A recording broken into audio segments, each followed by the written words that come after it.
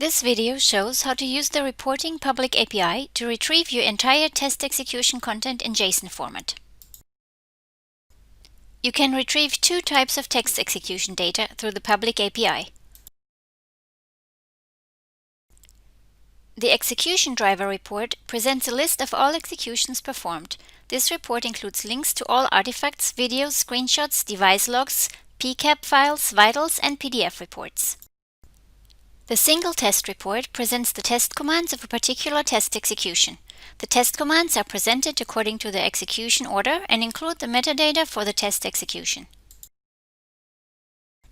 As a first step, you need to generate a Perfecto security token. In the Perfecto cloud, click your username and select My Security Token. Then click Generate Security Token. Copy the token to use it in your script.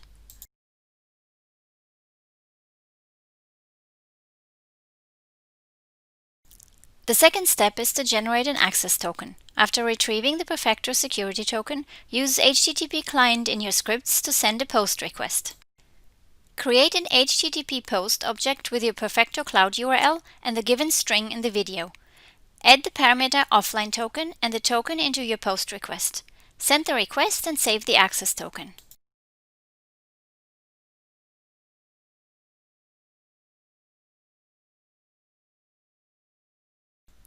The last step uses the access token to get the execution list as a selected timeframe. Create a URI builder object with a reporting server URL and the given string parameter in the video. Add the parameters to your request, defining the start execution time. The value in Java should refer to the current time minus the days, hours, minutes, seconds, and milliseconds.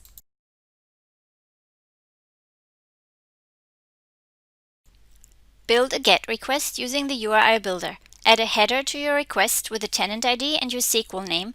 Add more header authorization, barrow, plus access token from the previous video. Send the request and parse the response.